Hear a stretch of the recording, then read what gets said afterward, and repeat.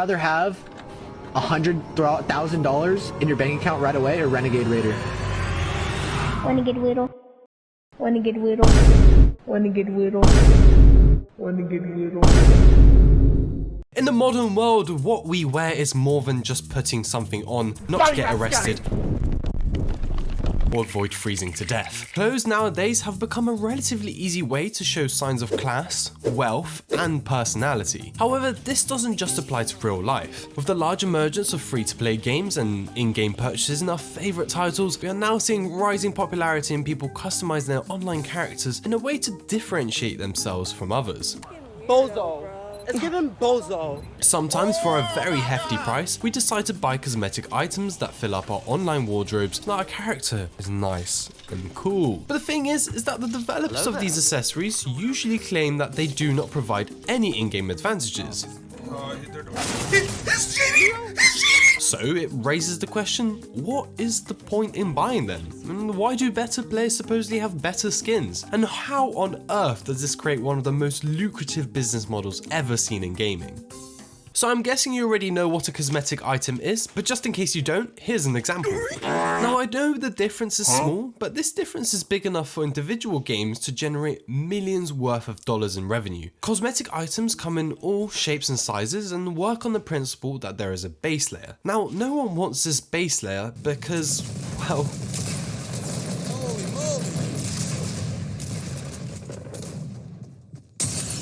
yeah, that's why. The default stigma is very strong. More about that later though. So the developers offer you cool new skins as alternatives in order to express and differentiate yourself from others, almost like you're building a completely new personality. Kind of. I mean, you can even get your character to be a cookie. Actually, on the subject of cookies, Titan ELY, here is your cookie. Thank you very much for subbing, I really appreciate it. So if you're watching this and want to please the social learning theory gods, why not subscribe and comment I love my Renegade Raider skin and you shall be mentioned in the next video. In a nutshell then, a cosmetic item is basically a form of digital art that you can unlock, earn, or purchase in a game and goes over the base layer of your character, weapon, or really anything that the game allows you to do. Thing is though, you don't always have to spend money in order to get a cosmetic item. You can instead grind out the game and obtain them that way. But we all know for a fact that the best items are usually the ones you have to pay for. Here comes the money. Here we go. Money talk. Here comes the money. So that is why game developers have come up with interesting ways of getting you to pay for cosmetic items. But now there are actually a few main ways of doing so. One way is simply buying a cosmetic item from the item store. New skins? What? Or through a gambling-like system where you have a chance of winning big. Oh! Oh my god! Oh my god!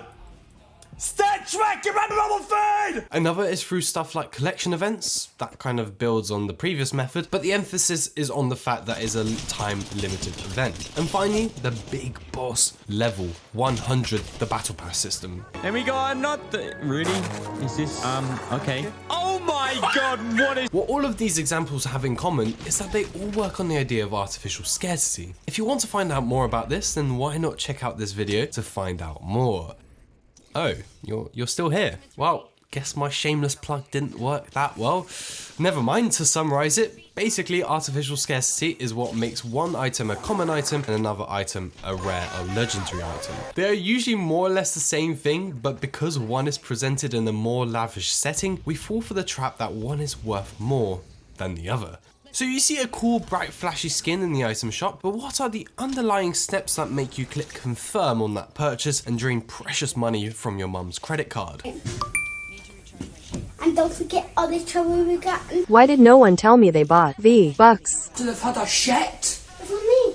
Well, I was fucking one of yes.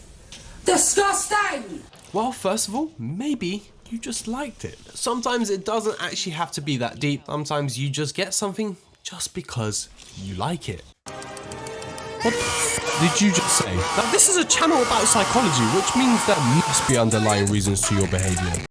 Anyways, some of those can include the following: default stigma, self-fulfilling prophecy, and the placebo effect. Now the default effect is not technically an official psychological phenomenon, but it is something that I use to describe the absolute slander that default skins get in gaming.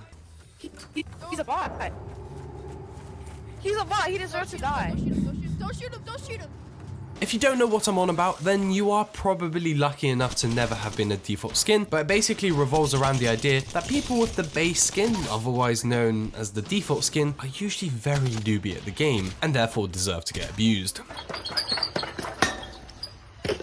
So one simple solution to that is simply to buy a skin from the store in order to cure your oncoming default stigma.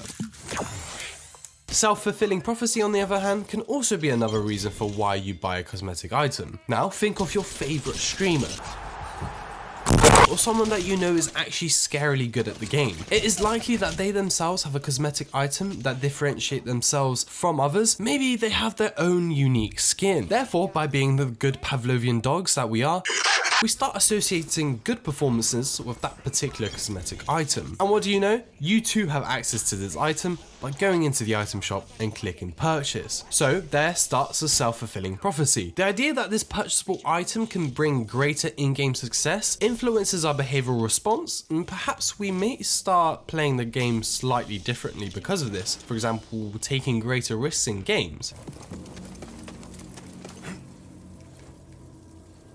This then may lead to an expected outcome of being better at the game. This then confirms our original prophecy and the cycle continues. But then again, this all could be placebo. We of course want to rationalize our purchase, so even if it's a placebo, then it's better than nothing, I guess. But what about if they actually affect our gameplay outside the realm of psychology? This might change the picture a little. Let's take for example this purchasable skin in Apex Legends. This cosmetic skin that goes over the flatline assault rifle actually allows the player to have greater visibility when using the iron sights of the gun. Now this might not be the biggest issue, and I guess you can argue to what extent this actually gives a player the advantage over another player, but this was enough for the developers of the game to slightly change the skin so that this advantage no longer exists. But what about cosmetic items being a negative influence to your gameplay? Well, it tends to be the case that the hitbox, the area where a player can be hit by other players, remains the same across all cosmetic items. However, some skins are simply just more noticeable than others. It's obvious that you're going to spot someone with a very bright assortment of colours from across the map, as opposed to the grey and dull default skin. So in a way, cosmetic items can actually negatively impact your gameplay. But hang on, I'm sure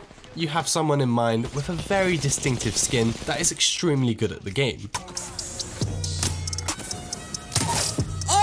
So why do they have cosmetic items, especially ones that could actually disadvantage them in games? Well, to quickly answer that point, their sheer skill at the game would probably just mitigate any kind of potential threat that they would receive from another player, so it doesn't really matter what skin they wear. On the other hand though, the high skilled players that you are likely to see on YouTube or Twitch, definitely not me, I am shit, are likely to have cosmetic items, economically speaking, in order to drive up demand for the game that they are playing. It wouldn't be surprising that they may have a personal interest in the game's success. That could be due to literally anything, from them having a creator's code that gives them a small percentage of the purchase that you make on a cosmetic item, or simply for the game providing them a way to a source of income. So what's the point? Well, if you got to this point of the video, first of all, thank you very much. And second of all, let me know what you think about cosmetic items. To be honest, cosmetic items are not inherently a bad thing. They are just simply a form of digital expression online, and rarely is the case that you're forced into buying them.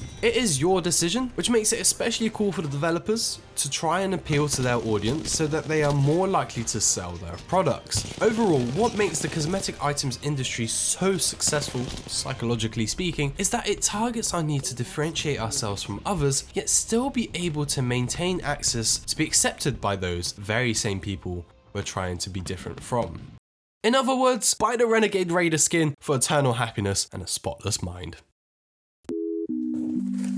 Hey, Vsauce, Michael here. Do you want my head delivered to your door in a box?